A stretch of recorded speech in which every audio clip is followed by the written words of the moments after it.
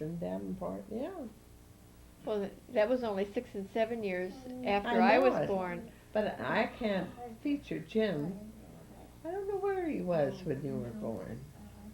Huh. Probably down at his office. Yeah, or climbing the rope.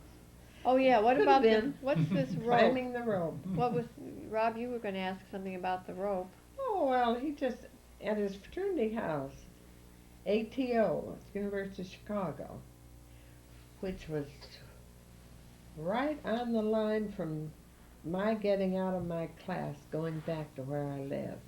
You had to go by his fraternity house.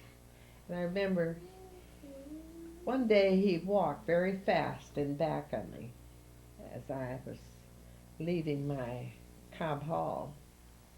And I had a feeling it was this man who had the little beady eyes. Yeah. He would, well, he'd glare at me as I walked down the steps. So here he was, going along, and he finally caught up with me.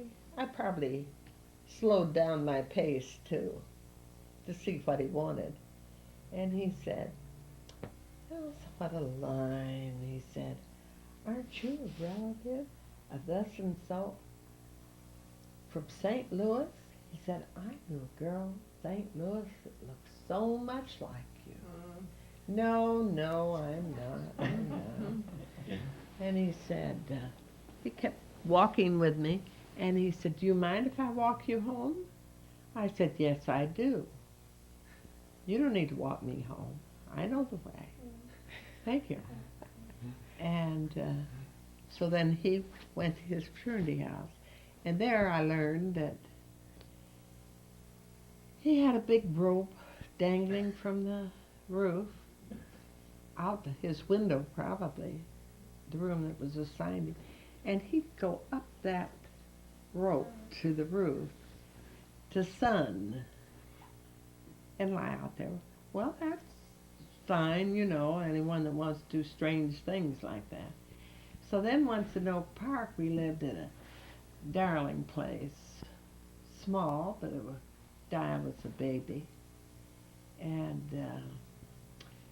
we had a pull-down bed, little alcove off the dining room where we ate, and there he discovered he could dangle a rope from the top of that building down to where he could grasp a hold and work himself up.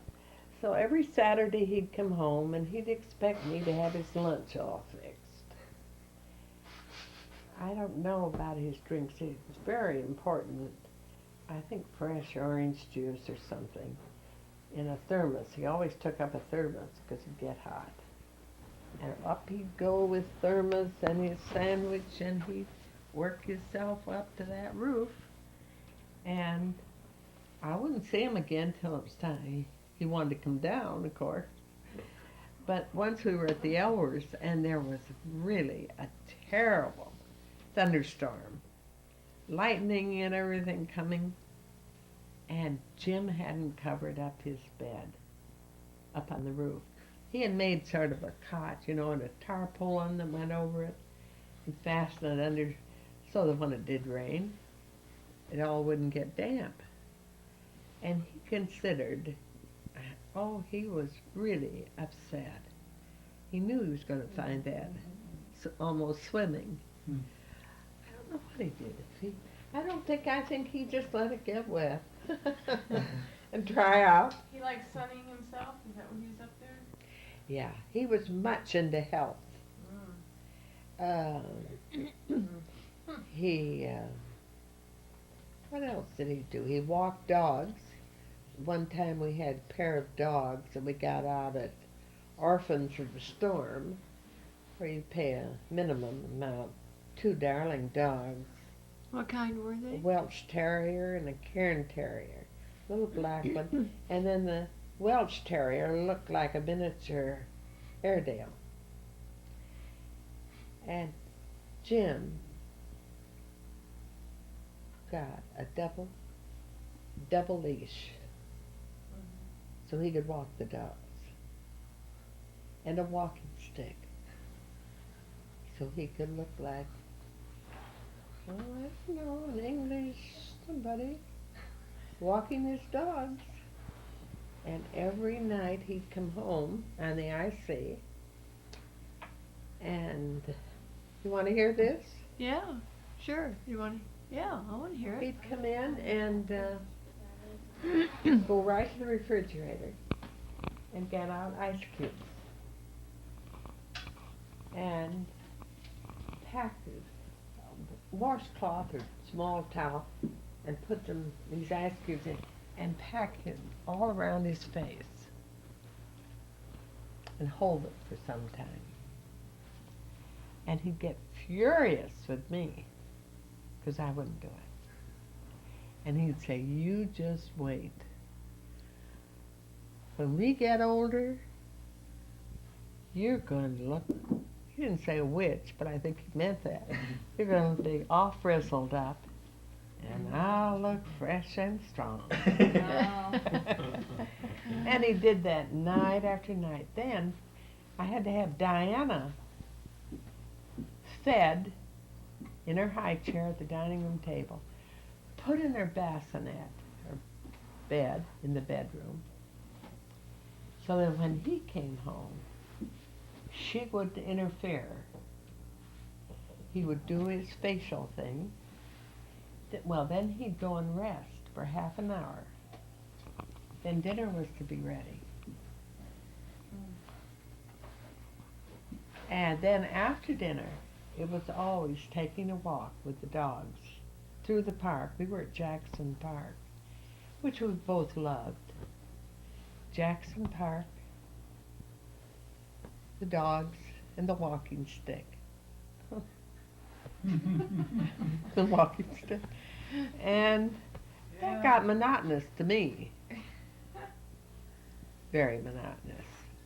I wasn't used to such rigidity, you know, in life. A more casual approach. Spontaneous. Hmm? You're probably more spontaneous. Right.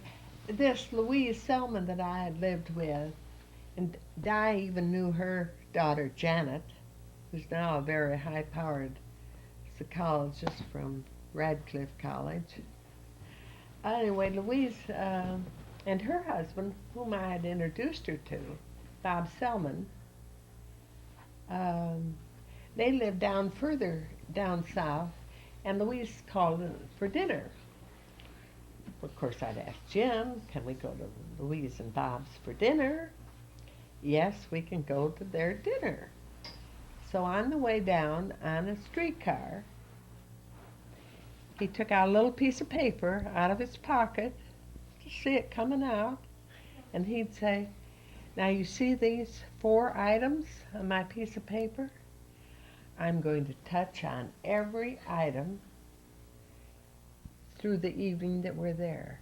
He wanted to make every evening count, no matter what. If we're going to visit, they had to count for something.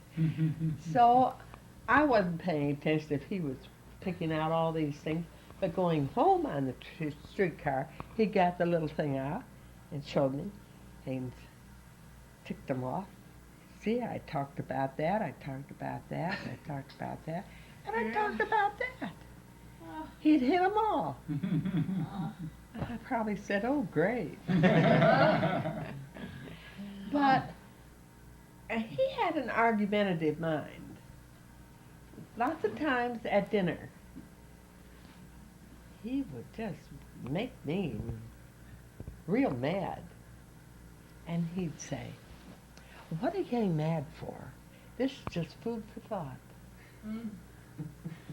That's what his father told him. He should become a lawyer because he was tall and he liked to argue. That was... Really? So so he said, okay. He told you that? Yeah. Well, that was true. And he was practicing, you see, every night on me, arguing. And I didn't like to live a life of arguments. Again, I was too casual and too used to non-arguments. I'm the same way. What? I don't like to argue. You're speechless, huh? Food for thought. But you might involve others in an argument. And that's what your father did. He tried to involve me, Di. And I refused. Or maybe that's something you saw in me that you thought was like him and you didn't like that. Because I always wanted to know things. And you did argue as you were growing up. Of course, I had to leave Di. I had to get little housekeepers for her the whole time. And I did a good job. I had carrying life insurance, sickness insurance, had a maid, had a good apartment. I don't know how I did it. And then you started that, what, 2 years after when I was about 2 years old? Yeah? Took you downtown and had your pictures taken. All those cute pictures. Yeah. But why did you decide to move out? Did you move out or did he move out or what was that? Oh, no. It was mutual consent. For a year, all we talked about was divorce. And that, too, got monotonous. You know, when are you going to do it? And I just didn't, well, I was the first one in my family that ever came close to that. And at that time, it was unheard of. And I probably put it off as long as I could. And then the time was set. But in the meantime, my darling brother David from Cincinnati was coming over, and we were awfully close, and I don't think he and Jim are very close. But anyhow, Jim moved out, I think, on a Sunday, and there was a trunk that he had, and I helped him gladly pack it. Oh, I was throwing things in too. Yeah, it wasn't a sad occasion at all. And I knew Mother was arriving that very night from Burlington, Iowa, because I had told her we were parting. Had come to that. And so Jim moved over to International House on the campus, on the Midway, and met Lucille there. I don't think, probably the first girl he talked to. Was that his second wife? Mm-hmm. I don't think he married her for a number of years, though. I haven't any idea, Di. I don't know. I knew I wasn't interested at all in getting married for some time. I didn't want to argue anymore. And I didn't know what the next one would be, so wasn't interested. And maybe he was the same feel. I haven't any idea. I don't think I kept track. I know he came over to see me and tried to get kind of cozy with me a few times, and once you make a break, there was nothing left. Isn't that right? How old was Di? 2. 2 years old? And I didn't have a job. I had nothing. I didn't even have enough money to go to Mosher's Business College to learn shorthand and typing. And my mother came. Oh, and I already had met Bob Graham. Oh, yes. Tell us how you met Bob. Hey, stop prodding me. Well, I think it's an interesting story. Oh, you do? Yeah. Weren't you in a restaurant with Uncle David? Oh, I was at a bar. A bar. What better place to meet anyone than a circular bar down at the Brevoort Hotel in the heart of Chicago. My darling brother had come in from Cincinnati to inquire about another government job there. And Judy Storm, a handsome friend of mine from out south Chicago, she was as blonde as I was a brunette. And so we were taking David we were just stopping off before he took his flight back to Cincinnati. And the three of us, I think David was probably standing up, or maybe all of us were at one end of the bar. And David said, Mary, what are you doing? All you're doing is looking at that man clear across. I said, Bob, isn't he the handsome, or David, isn't he the handsomest man you ever saw walking? And I said, I can see his blue eyes from way over here. Well, so happened that he was having a drink by himself, and probably strong martinis. Is that what he drank? Off and on.